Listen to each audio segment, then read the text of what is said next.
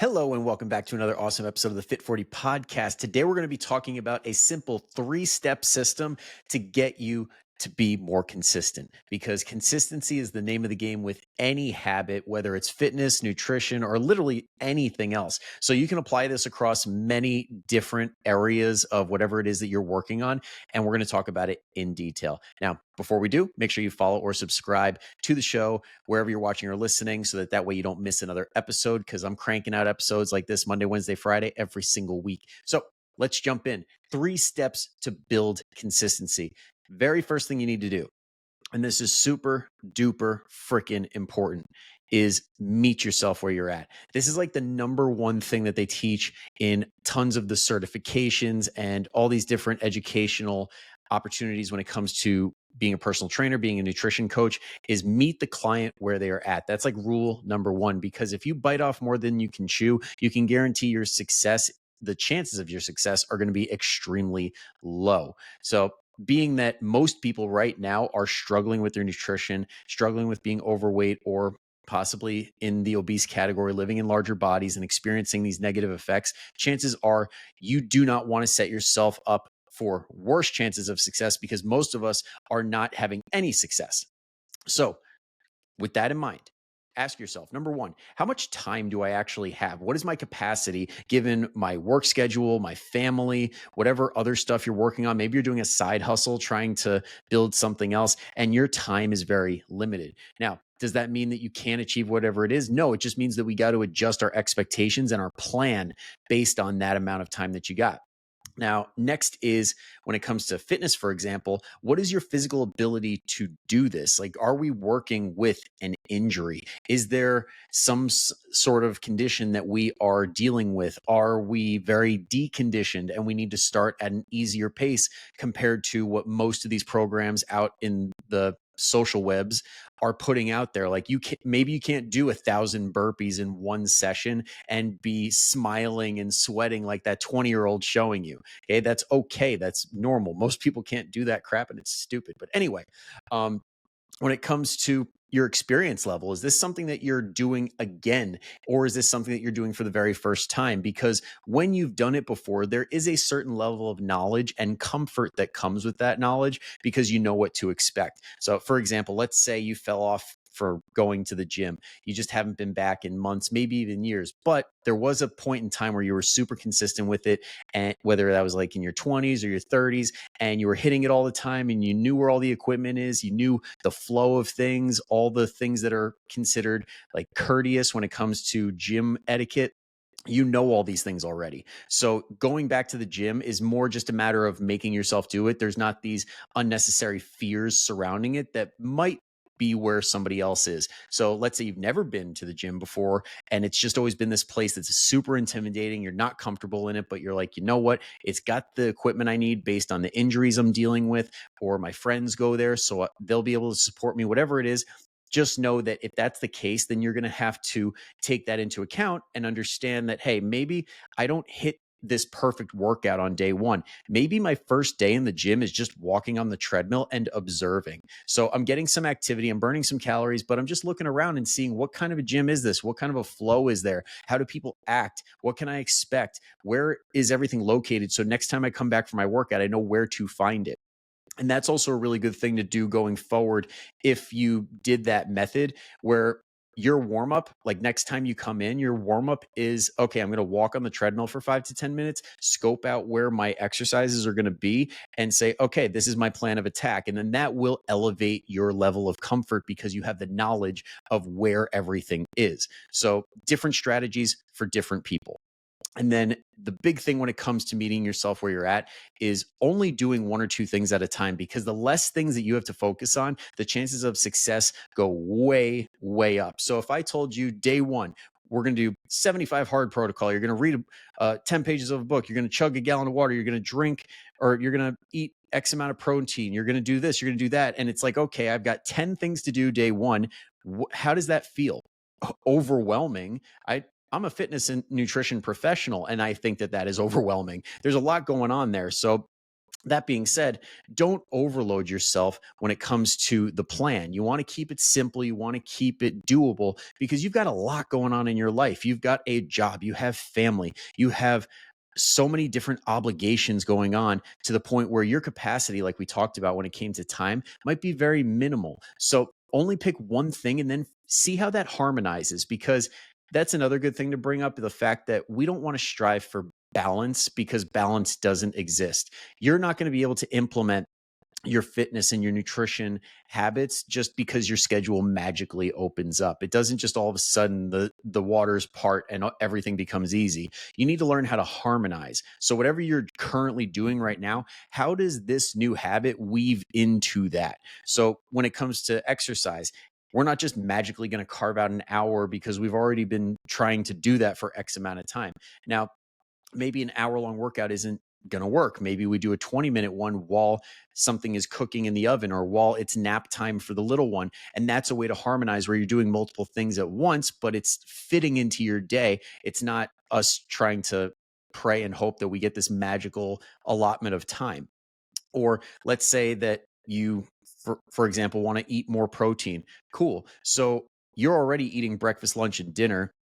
Are you really going to have another meal, even though you already struggle to get those meals in throughout the day because you're so loaded at work? No. Instead, take whatever meal you normally eat and say, okay, how can I add lean protein to this? If it's a burger, can I do a 93.7 burger? If I get this salad at lunch that usually has beef, like fattier beef on it, can I get chicken or shrimp? At breakfast, instead of having this really high calorie, sugary muffin, maybe I could do a mighty muffin, which I mentioned in my healthy breakfast ideas podcast, which you could check out after this, or something similar to that, where it's like, okay, we're working with what we're already doing and we're harmonizing. We're not doing the opposite. All right. So one or two things at a time works very, very well for most people.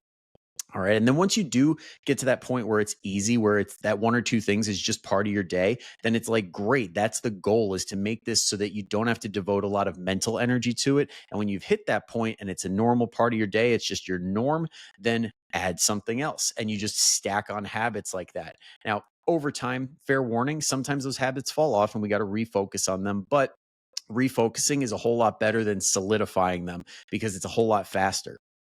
But that's a topic for a different episode.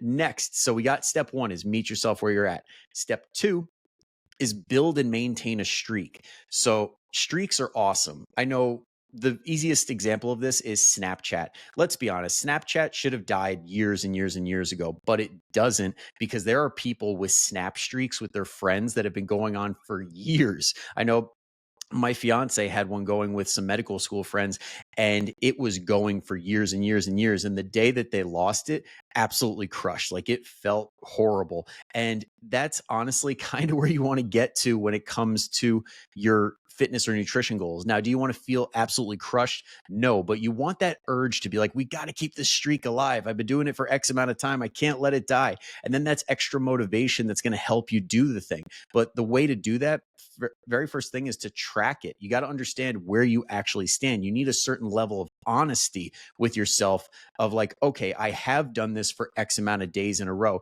Not, well, I feel like I've been doing good. I feel like I've been doing the right things. Feeling doesn't do diddly squat. It doesn't get shit done. Feeling doesn't do anything. Actually knowing where you stand and having concrete data, that's the shit that gets the job done. So if you're in the business of actually getting the job done and not feeling like it, like feeling like you're doing all the right things, but not actually doing them, track it, understand where you're at, get that honesty. And then while you're doing that, while you're building this streak, focus on the things that are going right. Focus on the, like we call them in the Fit 40 family or the Fit 40 program, is non-scale victories. Regardless of how the scale is moving, regardless of how your clothes are fitting or whatever, regardless of what you see in the mirror, focus on the victories that you're having throughout this process. These supporting habits, like, oh, I know my main goal is to lose X amount of weight, but I'm really proud of myself for making it to the gym 2 times this week compared to none last week. Or I'm really proud of myself. When I went out to dinner with my family, I opted for the thing I knew lined up with my values and my goals rather than going for the most delicious thing on the menu that I usually opt for. Okay. Things like that stack up, and they're very easy to neglect. They're very easy to take for granted along the journey, because we're always so focused on that one thing, that weight loss goal, or like getting that certain thing that we've been so dialed in on, that we miss all the good stuff happening around us. And this is a big concept that is in the book Green Lights. If you've ever read it by Matthew McConaughey, one of my favorite rereads, because Green Lights, the whole concept is a great concept. It's like, along the journey, there's going to be a lot of things that go right. And you really need to understand what they are, because when things go wrong, you got to reference back and say, okay, what was I doing when everything was going the way I wanted it to? And then pull out a few things out of there and say, okay, I want to do this again, or I want to implement that strategy again, because I liked the way I was feeling before. I liked the mental clarity I had from sleeping better and eating better. I liked the way that I felt throughout the day, because I wasn't in as much pain. My joints didn't hurt as much because I was more active. And that stuff pulls you back in, which brings us to our third and final step, which is have a plan for when you fall off, because that streak inevitably will die. It's normal. You are human. Nobody's perfect. It is just illogical to think that you're going to be doing this perfectly for the rest of your life, especially if you haven't been doing it up to this point. So let's not expect that. It's going to happen. But when it does happen, you got to recognize that, hey, I'm human, and give yourself some grace and understand that, hey, this shit happens. Now, what happens after that, though? We troubleshoot. We figure out, okay, what the heck went wrong? Okay. And what do we have to do next time to make sure that that doesn't happen? Or how do we reduce the frequency of this happening? And this is where we find our red lights, the things that don't go right, the things that pull us off track. And that being said, sometimes this stuff should pull us off track. Like, let's say you have a vacation, enjoy your vacation, screw the habits and all that, but focus on enjoying your vacation to the absolute fullest in whatever version that takes, whether that is maintaining your streak or taking some time off and just having a good time.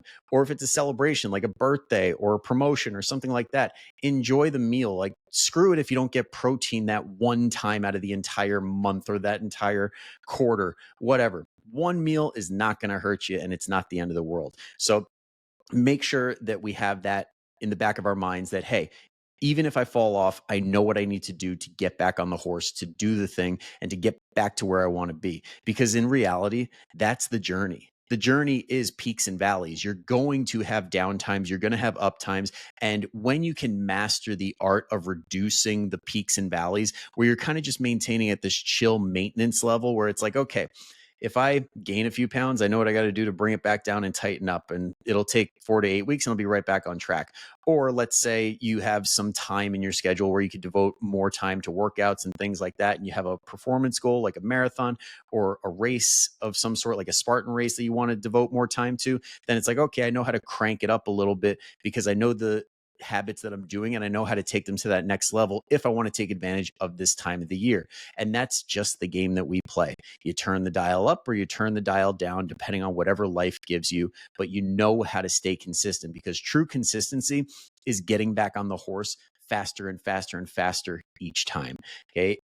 I've had multiple guests on who have worked with very high level people that we view as super consistent, super dedicated people, and none of them are perfect. It's all about those people who get back on the horse faster than the average person. So if you can do that faster and faster and faster each time, you'll be a-okay. You will be consistent. You will reach your goals, and you're going to feel like a freaking $1,000,000. All right. So I'll end it on that.